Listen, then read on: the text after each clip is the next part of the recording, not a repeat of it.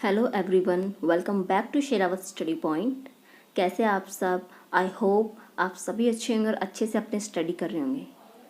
आज हम बात करेंगे strength of acid and base यानी पीएच वैल्यू की। ओके, वीडियो स्टार्ट करने से पहले वीडियो को लाइक, चैनल को सब्सक्राइब करना मत भूलना। Okay, let's start with the first point. देखो, आज हम बात करेंगे किसकी? पीएच वैल्यू की। पीएच वैल्यू, लेकिन पीएच वैल्यू की बात करने से पहले हमें कंसंट्रेशन के बारे में बताना चाहिए। ठीक है, कि कंसंट्रेशन है वो क्या होती है। कंसंट्रेशन, जो कंसंट्रेशन है वो क्या होती है? देखो, कंसंट्रेशन जनरली मेजर करते मोलैरिटी के टर्म में। किसके टर्म में? मोलैरिटी। ओके, और मोलैरिटी को रिप्रेजेंट करते हैं किससे? कैपिटल एम से। डन। अब देखो, मोलैरिटी की डेफिनेशन क्या होती है, या फिर आप मोलैरिटी को कैसे डिफाइन करेंगे? Number of moles of the solute present in 1 litre of solution, यानी 1 लीटर सॉल्यूशन के अंदर आपके कितने नंबर ऑफ मोल्स प्रेजेंट है, वो क्या कहलाते हैं? मोलैरिटी। ओके, लिखोगे number of moles of solute present in 1 liter of the solution is known as molarity। Clear? और जबकि कंसंट्रेशन होती है सॉल्यूशन की, आप उसे एक ऐसे स्क्वायर ब्रैकेट के अंदर रिप्रेजेंट करते हैं। ओके, जैसे कि मैं आपसे बात करूं कंसंट्रेशन ऑफ किसकी? Concentration of H plus ion, तो आप इसे कैसे रिप्रेजेंट करोगे? ब्रैकेट के अंदर, स्क्वायर ब्रैकेट के अंदर, लाइक दिस। क्लियर? देखो, अब इसके हम डेफिनेशन की बात करेंगे। आपको अगर नोट्स बनाने हैं तो बिल्कुल आप साथ के साथ नोट्स बनाते हुए चल सकते हैं। ठीक है, देखो, before the learning about the strength of acid and base we must know how to concentration is express for different solution. मतलब कि हमें स्ट्रेंथ के बारे में बात करने से पहले यहाँ पर आपको कंसंट्रेशन के बारे में बताया हुआ है। Concentration are generally measure in term of molarity and the molarity may be defined as number of moles of solute present in 1 liter of solution. Okay, and the concentration of solute is represent in square bracket. Done? आप देखो, notes बिल्कुल बना सकते हैं। ये picture है, ये आपके नोट्स बनाने के लिए proper. Done. The concentration of solution is represent by square bracket. Okay, example की बात करें, जैसे concentration of H plus ion, तो आप इसे रिप्रेजेंट करोगे ब्रैकेट के अंदर H प्लस आयन से।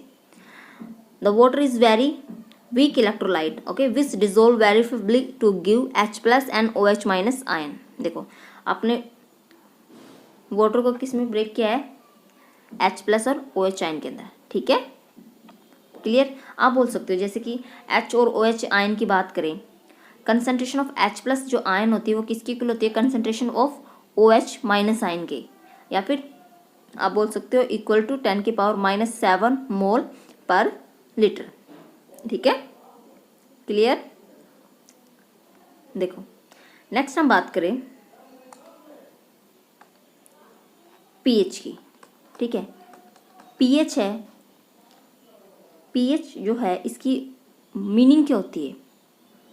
क्या होती है? Power of hydrogen, power of hydrogen ion.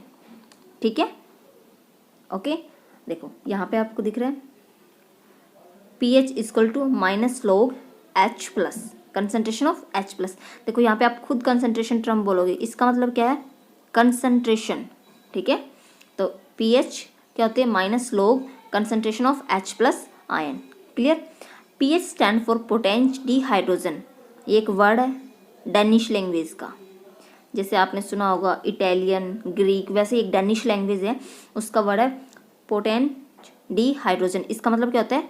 Power of H plus ion in Danish language. Danish language के अकॉर्डिंग ये मतलब है इसका। ठीक है, नेक्स्ट है, अब देखो, जबकि pH वैल्यू होती है ना, change with change in temperature.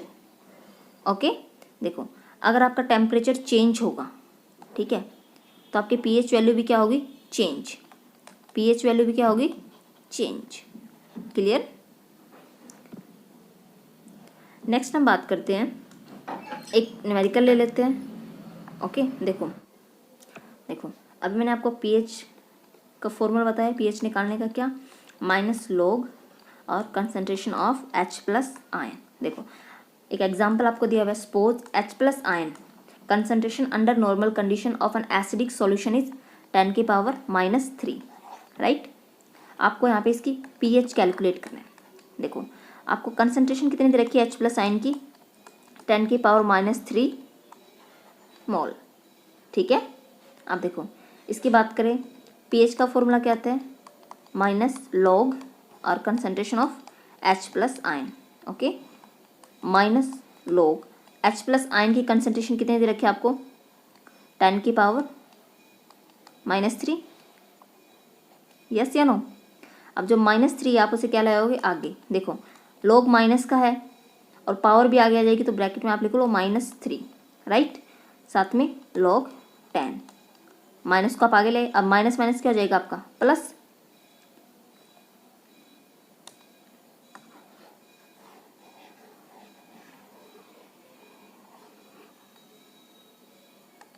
देखो -3 और माइनस क्या हो जाएगा प्लस, तो आप लिखोगे 3 log 10। अब आपको पता नहीं चाहिए log 10 की वैल्यू क्या होती है 1, तो आप यहाँ पे लिखोगे 3 × 1। ओके, आंसर आ जाएगा आपका 3, राइट। बेटा log 10 इसकी वैल्यू कितनी होती है 1, ये आपको याद होनी चाहिए। और यहाँ पे आपको बता रखा है कि कोई भी log है और उसके साथ कोई भी मान लो एक वैल्यू है, ठीक है, और उसके ऊपर जो पावर है उसको आप आगे ले आओगे सोल्व करते हुए। देखो ये दिखा रखा है m की पावर n है, तो आप जब इसे सोल्व करोगे तो आप n को आगे ले आओगे और बाकी जो टर्म है उसके साथ ऐसे कैसे रह जाएगी log m। क्लियर, इजी है, बहुत इजी है। नेक्स्ट हम बात करेंगे पीएच स्केल की। पीएच स्केल, आपका पीएच स्केल क्या होता है, ठीक है। देखो ये जो न्यूमेरिकल अभी किया है, ऐसे आपसे न्यूमेरिकल पूछ सकते हैं, ठीक है, जितने भी आपके न्यूमेरिकल है इंपॉर्टेंट बनेंगे इस टॉपिक से, ठीक है।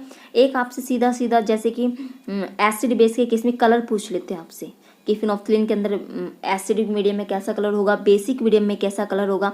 वैसे ही आपसे पूछ सकते हैं कि जैसे पीएच अगर आपका 7 है तो कैसा है, 7 से ज़्यादा है या कम है, more than 7, less than 7। Okay, आपकी बॉडी का पीएच मतलब ब्लड का पीएच वगैरह कितना है सब, और कितने पीएच पे कौन सा कलर होता है, ये सब आपसे पूछे जा सकते हैं। तो जितने भी पॉइंट है इसमें सारे के सारे इंपॉर्टेंट है। ओके, पीएच स्केल क्या होता है, the scale by which we can compare the strength of acid and base in term of pH value is known as pH scale. This scale was devised by Sorensen in 1909 के अंदर। Clear, देखो यहाँ पे आपको दिख रहा है एक कलरफुल सा, ये आपका एक पीएच स्केल है और आपको दिख रहा है ये पीएच के अंदर जो वैल्यू है ये आपकी कहाँ तक है, 1 से लेकर 14 तक।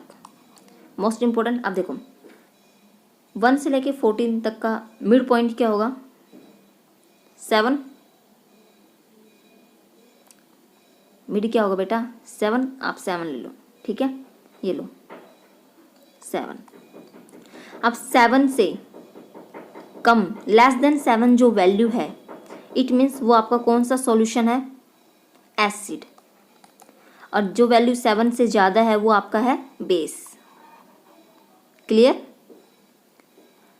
आपको पता है जिसकी वैल्यू जितनी कम, 7 से जितनी कम वो उतना ही ज़्यादा एसिडिक, ठीक है, और जितनी ज़्यादा बेस की वैल्यू वो उतना ही स्ट्रॉन्ग बेस। ये भी ध्यान रखना, जो एसिड के पास है वो होगा वीक बेस और जो एसिड से दूर है एसिड वाले पॉइंट से, ठीक है। देखो ऊपर देखो आप, ये चार्ट में आपको पूरा क्लियर समझ में आएगा, इंपॉर्टेंट पॉइंट है। देखो ये देखो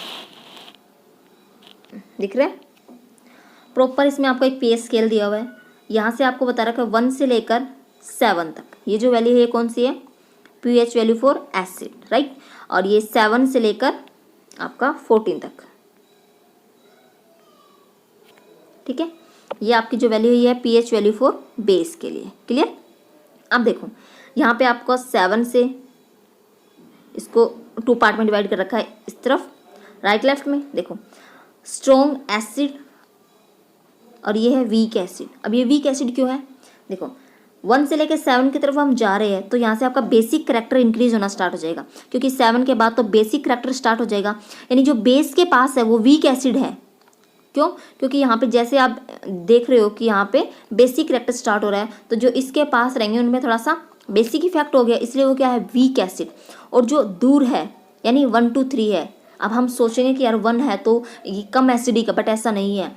जितनी pH वैल्यू कम होगी वो उतना ही ज़्यादा एसिडिक है, right. In case of base, देखो आप देख रहे हो इस तरफ आपके स्ट्रॉन्ग बेस लिखे हुए हैं और यहाँ पर आपने लिख रखा वीक बेस। जो कंडीशन मैंने अभी आपको बताई कि जो वीक एसिड है वो वीक एसिड क्यों है, क्योंकि वो बेस के काफ़ी पास है, ठीक है। बेसिक करैक्टर यहाँ पे बढ़ रहा है।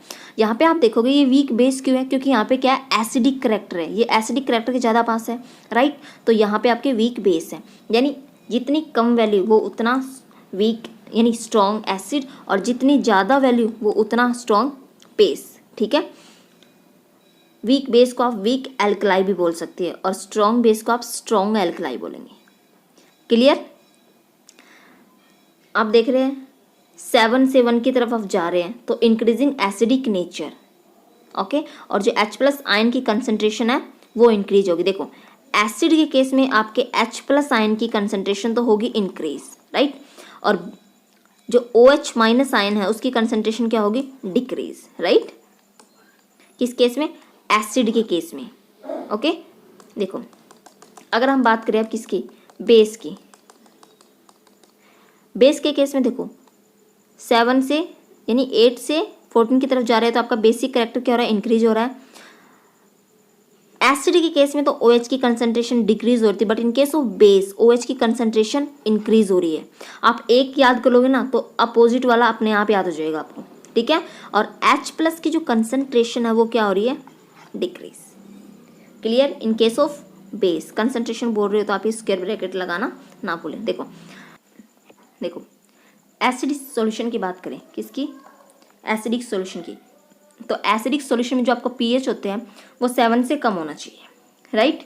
न्यूट्रल का मतलब है pH है वो आपका क्या है, 7 है, ठीक है। pH कितना है, 7। क्लियर? अगर हम बात करें बेसिक सॉल्यूशन की, तो बेसिक सॉल्यूशन के केस में आपका जो pH है वो 7 से क्या है, ज़्यादा है। डन? यहाँ तक चीज़ें समझ में आई? देखो अभी हमने pH स्केल देखा और उसमें आप कलर भी देख रहे थे, राइट। आप देखो आपको बताया कि the colour produce by universal indicator in different solution at different pH। देखो जब आपका pH कितना है, 1, आपका कलर कैसा होगा, डार्क रेड, ठीक है। अगर pH की वैल्यू 2 है तो कलर कैसा होगा, रेड, यानी कम होता जा रहा है ना, राइट। फिर जैसे आपका pH 3 होगा कलर क्या होगा, और लाइट, ये हो गया ऑरेंज रेड, ठीक है। pH 4 है तो कलर कैसा होगा, ऑरेंज। pH 5 है तो कलर कैसा होगा, येलो। pH 6 है तो आपका कलर कैसा होगा, येलोविश ग्रीन। और pH 7 है तो कलर कैसा होगा, ग्रीन, ओके। pH अगर आपका 8 है तो ये होगा ग्रीनिश ब्लू, और 9 है तो ये कैसा जाएगा, ब्लू। डन? 10 है तो आपका हो जाएगा ब्लूइश पर्पल, और 11 है तो इसका कलर हो जाएगा बिल्कुल पर्पल। 12 है तो इसका कलर हो जाएगा डार्क पर्पल, और 13 है तो ये हो जाएगा वॉयलेट, एंड 14 पे डार्क वॉयलेट। डन? ये चीज़ें देखो न्यूट्रल में आप पूछ सकते हैं कि आपका जो pH अगर आपका 7 है, ठीक है, तो उसका कलर कैसा होगा, ग्रीन, क्योंकि न्यूट्रल के अंदर कलर कैसा होगा, ग्रीन, राइट। अगर 1 है pH तो कलर कैसा होगा, डार्क रेड। अगर pH है आपका 14 तो कलर कैसा होगा, डार्क वॉयलेट, ठीक है। अब सोचोगे मैम तो कंफ्यूज हो जाएंगे। देखो आप याद देखो, red, orange, yellow, green, blue, purple और वॉयलेट, ठीक है। रेड है तो सबसे पहले आप लिखोगे, स्टार्ट कर दो डार्क से, रेड से, फिर सिंपल रेड, ऑरेंज रेड, फिर ओनली ऑरेंज, येलो, ठीक है, येलोविश ग्रीन, फिर next green, greenish blue, next क्या, फिर ब्लू, ये हो गया फिर ब्लूइश पर्पल, ये मीन्स अगला क्या होगा आपका, पर्पल, ठीक है। फिर आ गया आपका डार्क पर्पल, और यहाँ से आप देखोगे वॉयलेट, और नेक्स्ट है dark violet. Clear? I hope ये चीज़ें आपको बहुत ईजिली समझ में आ गई होगी। क्लियर। नेक्स्ट हम बात करें, देखो एक एग्जाम्पल दिया हुआ है, compare the strength of two acid. इसको थोड़ा सा साइज हम लार्ज कर लेते हैं।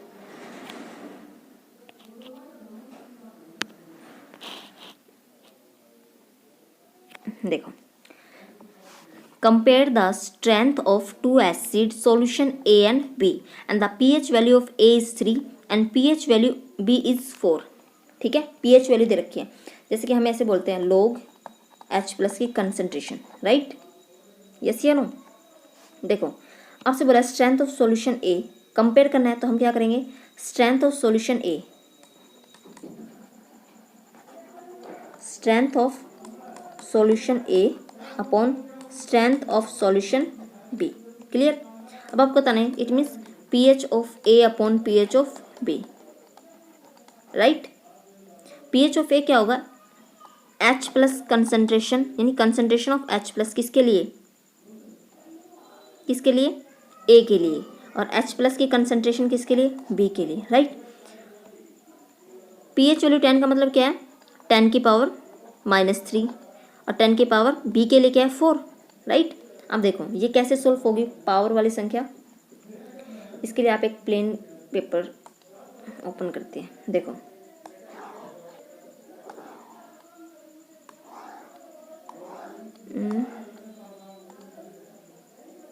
देखो अभी हमने बोला कि आपको एक की कंसंट्रेशन दे रखी है, pH वैल्यू दे रखी है, कंसंट्रेशन ही 3 और B की दे रखी है आपको 4, राइट, और हमें स्ट्रेंथ को कंपेयर करना है।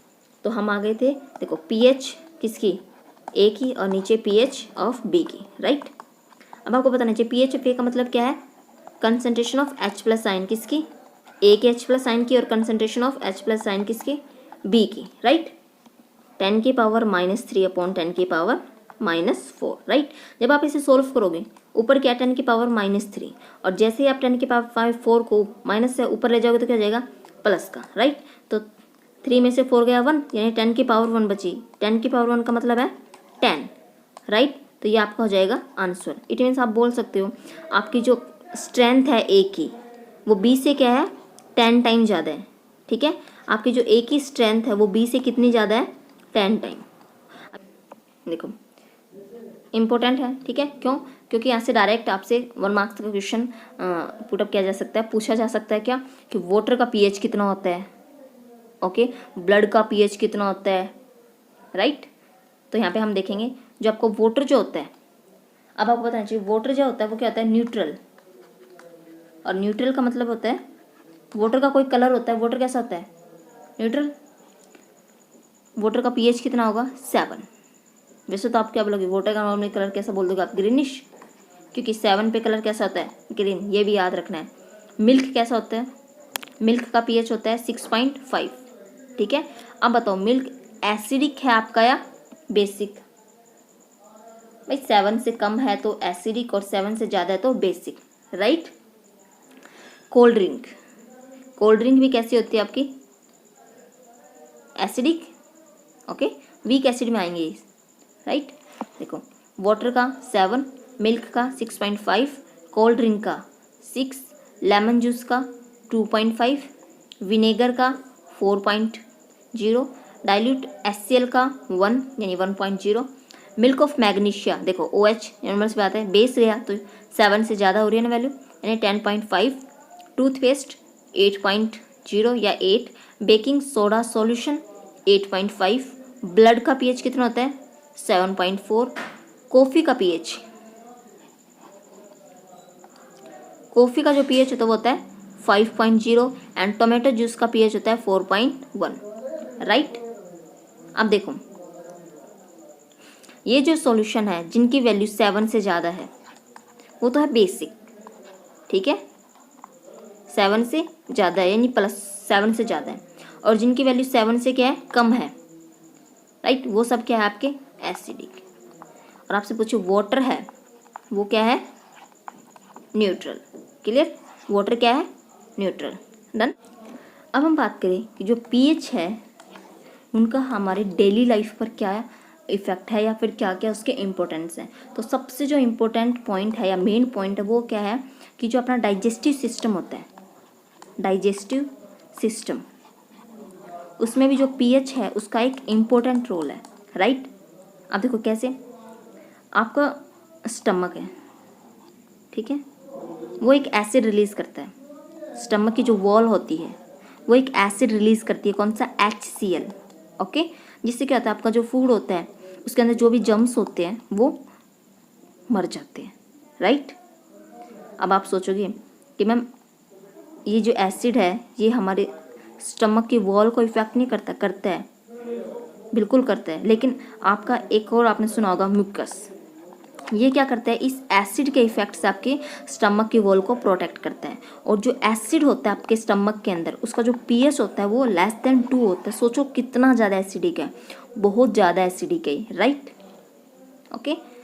काफ़ी बार मतलब क्या होता है कि आपका जो स्टमक के अंदर पीएच लेवल होता है वो बहुत ज़्यादा हो जाता है, राइट। इससे आपको क्या होता है, एसिडिटी फील होती है, यानी स्टमक के अंदर पेन फील होता है ना, जलन। आप बोल सकते हो कि आप बोल सकते हो एसिडिटी हो गई। इसका मतलब क्या है कि जो आपका HCl है वो ज़्यादा अमाउंट में रिलीज़ हुआ है। डन। देखो देखो, the pH play important role in our everyday life, okay. PH in our digestive system की अगर बात करें, व्हेन वी ईट मील, यानी जब हम खाना खाते हैं, we have meal and it reach in the stomach, then the wall of stomach release hydrochloric acid, यानी HCl रिलीज करती है, ठीक है।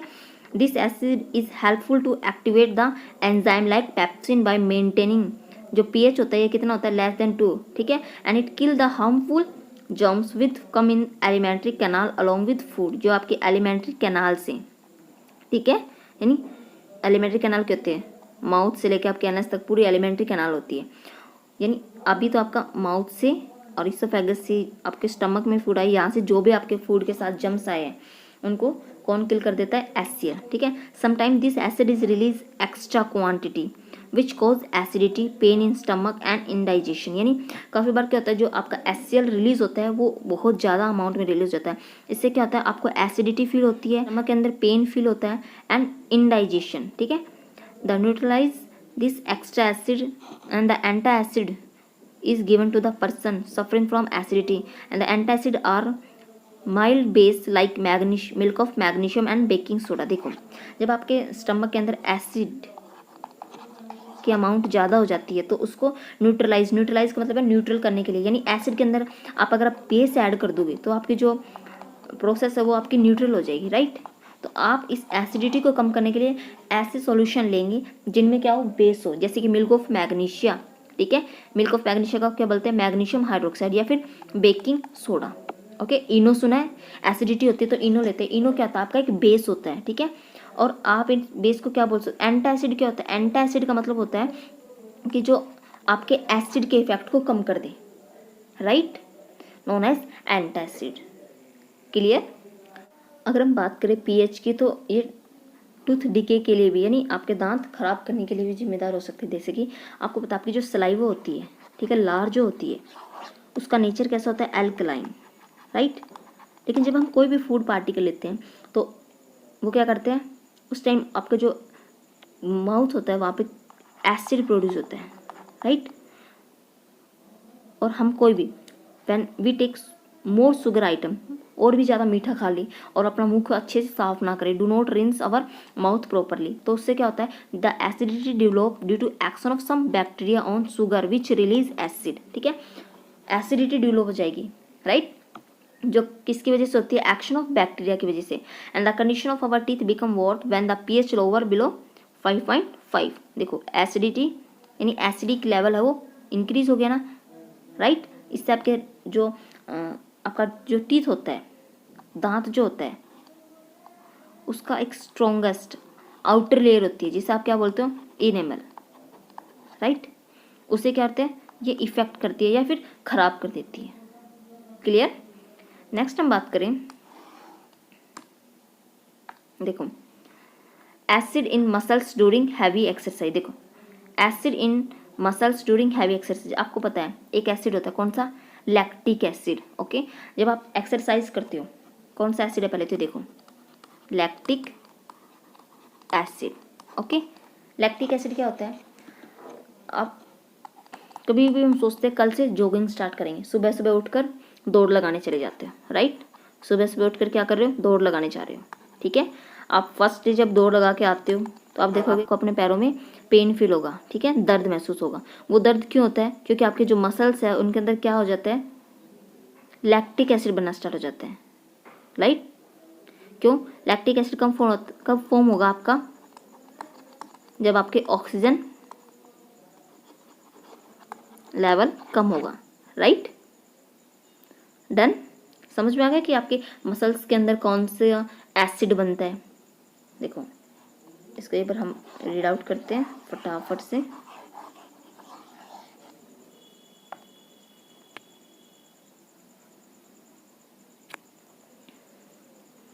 When we do heavy exercise, यानी जब हम बहुत ज़्यादा एक्सरसाइज कर लेते हैं, then to produce large amount of energy and anaerobic respiration take place.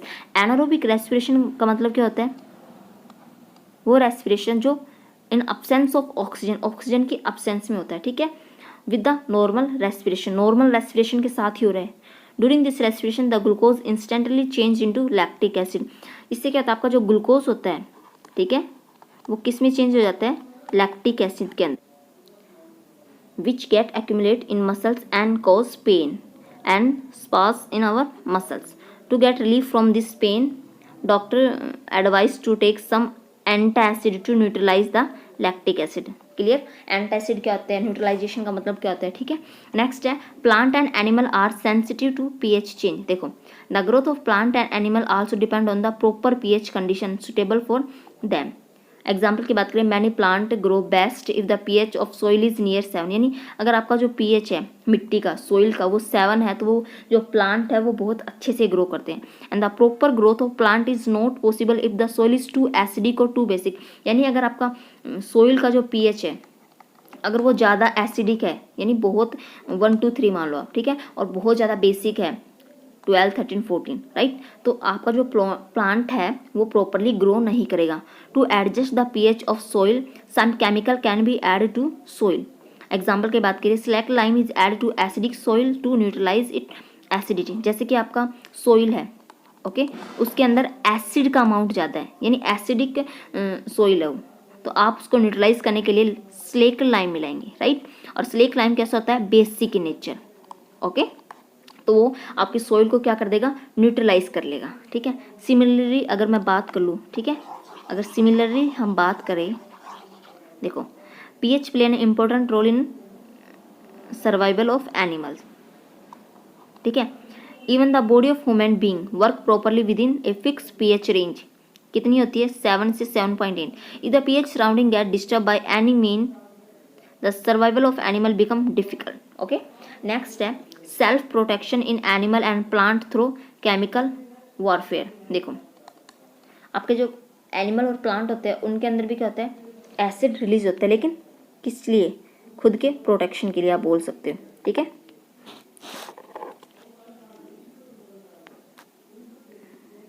देखो some plant and animal defend themself by injecting acid और base into the bodies of the enemies. Enemies का मतलब है, देखो मधुमक्खी खाई है, बिल्कुल, जैसे ये रही हनी बी, राइट, तो ये भी आपको क्या, आपको एनिमी समझ के आपको डंक मारती है ना, जैसे अनु, और कैसा फील होता है ये आपको अच्छे से पता होगा, okay.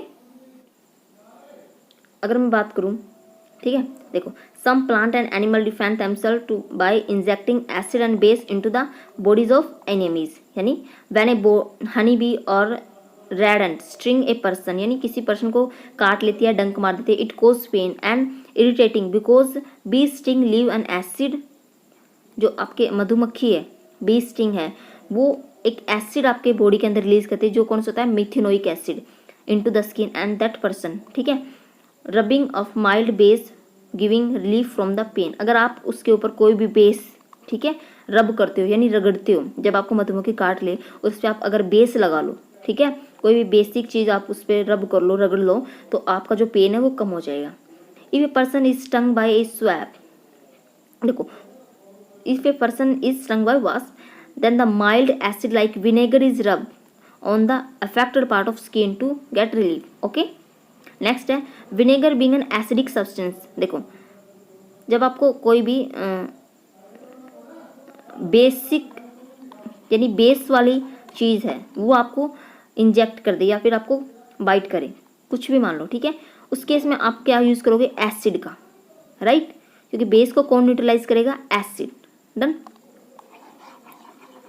Natal is a herbaceous plant. आपका जो नेटल है वो एक हर्बेसियस प्लांट है जो आपके जंगलों में मिलता है। It has a stinging hair, दिख रहे हैं, कांटेदार, मान लो ये तो नहीं है लेकिन ऐसे कांटेदार बाल होते हैं उनके, ठीक है। If a person accidentally touch, मान लो गलती से भी कोई पर्सन उसे टच कर ले तो जो लीव होती है वो क्या होती है, नेटल प्लांट की, मेथनोइक एसिड इंजेक्ट कर देती है, right.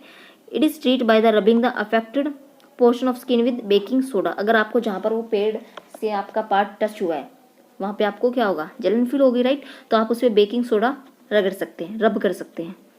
The traditional remedy of the nettle plant sting is to rub the affected area of skin with the leave of dock plant. देखो ये प्लांट दिख रहा है आपको, अगर आपको नेटल प्लांट है वो स्किन के किसी पार्ट पर टच कर जाए, ठीक है, तो वो स्टिंग आपकी बॉडी के अंदर एक एसिड छोड़ देगा, कौन सा, मेथनोइक एसिड। अब आपको वहाँ पे क्या होगी, इरिटेशन होगा, जलन फील होगा, ठीक है, तो आप वहाँ पर ये जो डॉग प्लांट है इसके लीफ को रब कर सकते हैं, इससे आपको क्या होगा, पेन है वो आपका कम होगा, ठीक है। नेक्स्ट हम बात करें, नेक्स्ट आपका टॉपिक खत्म, टाटा बाय बाय, राइट। देखो नेक्स्ट हम स्टार्ट करेंगे साल्ट, ठीक है। आपके साल्ट्स क्या होते हैं, एसिड्स क्लियर, ठीक है, बेस क्लियर। नेक्स्ट हमारा बच गया salt, pH, I hope clear हो गया आपको। न्यूमेरिकल अगर बनते हैं तो बहुत इजी बनते हैं, ठीक है। फिर भी अगर कोई भी आपको डाउट है आप कमेंट सेक्शन में कमेंट कर सकते हैं। वीडियो लाइक और सब्सक्राइब करना मत भूलना, ठीक है। देखो आप अगर वीडियो लाइक और चैनल को सब्सक्राइब करते हैं तो उससे क्या होता है, हमें भी मोटिवेशन मिलता है कि ज़्यादा से ज़्यादा वीडियो बनाना, जल्दी से जल्दी वीडियो आपके लिए बनाना। Okay, thanks for watching, do not forget like, comment and share, subscribe Sherawat study point.